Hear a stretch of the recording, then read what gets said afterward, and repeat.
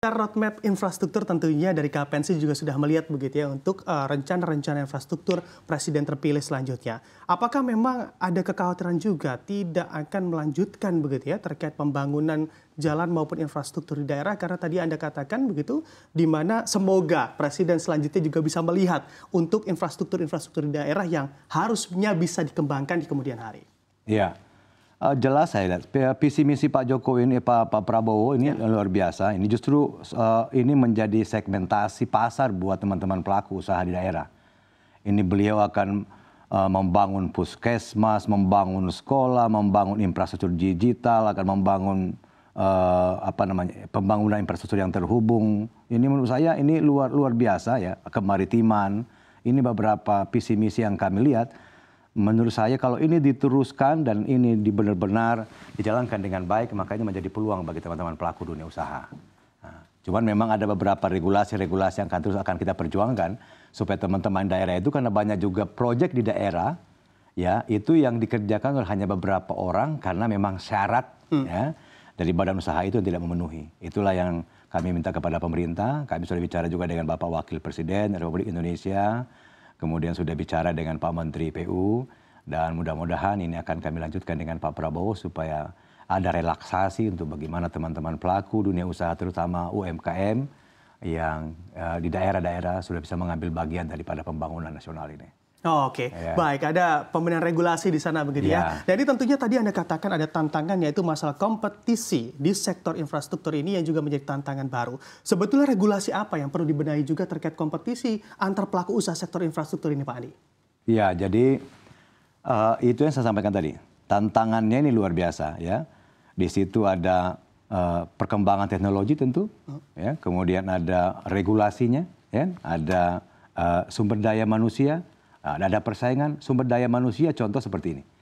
Setiap badan usaha yang akan mengerjakan proyek infrastruktur itu harus memiliki tenaga teknik, harus memiliki peralatan yang memadai. Yang saya ngomong tadi proyek yang kecil itu, segmentasi 0 sampai 15 miliar itu kalau aturannya itu harus merekrut tenaga teknik. Ya kan seperti itu. Yeah. Nah harapan teman-teman daerah ini kan tenaga teknik ini kan masih sangat terbatas.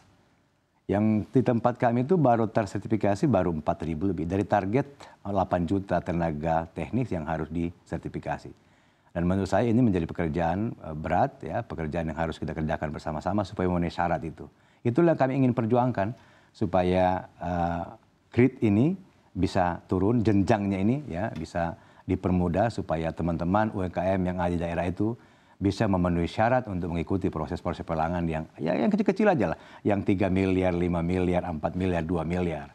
Ya kan seperti itu. Nah itulah yang akan diperjuangkan. Dulu ada Undang-Undang 217, kemudian dinaikkan 2223, ya turunannya 2223, PP 05. Saya pikir itu teknis ya. Baik. Dan itu suara pemerintah juga memberikan sinyal kepada kita untuk demi membangun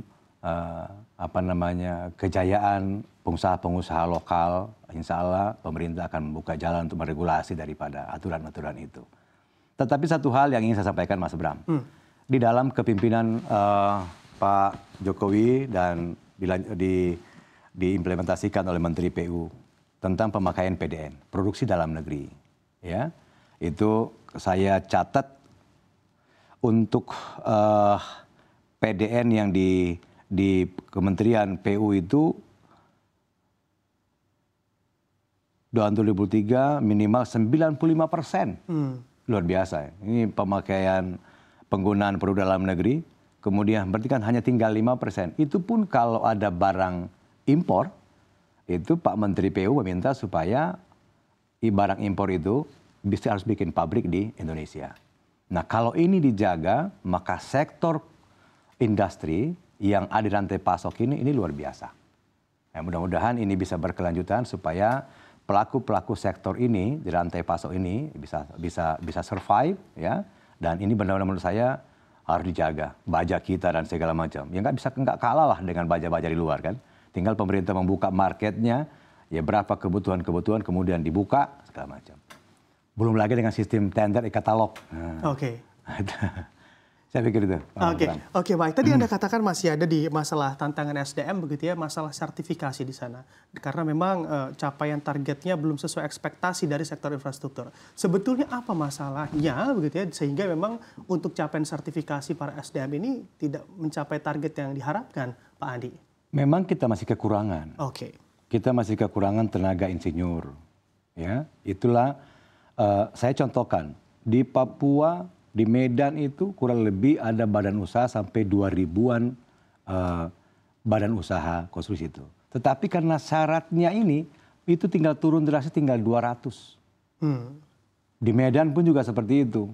Tinggal 50 badan usaha yang ada yang memenuhi syarat itu. Berarti kalau ada anggaran 50 triliun yang ada di sana, ya hanya dikerjakan di kelompok-kelompok ini. Jadi nggak ada pemerataan. Nah kalau ada kemudahan-kemudahan itu menurut saya itulah yang kita minta kepada pemerintah supaya segmentasi ini diperbaiki, regulasi itu kita relaksasi supaya syarat ya, supaya teman-teman pelaku usaha konstruksi yang kecil itu bisa mengambil bagian daripada itu. Oke, baik.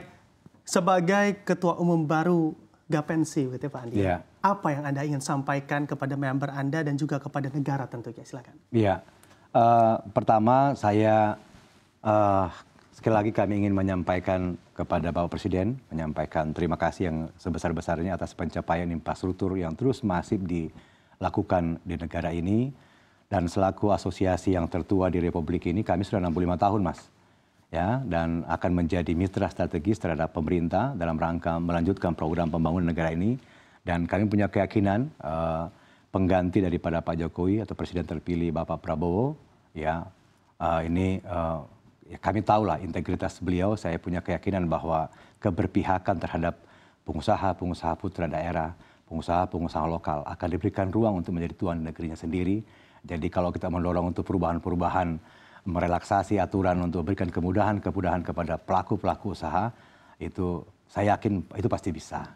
Ya, dan kami siap mengawal ya semua program-program infrastruktur yang akan dilaksanakan oleh Pak Presiden terpilih. Gapensi akan menjadi asosiasi terdepan untuk mengawal itu.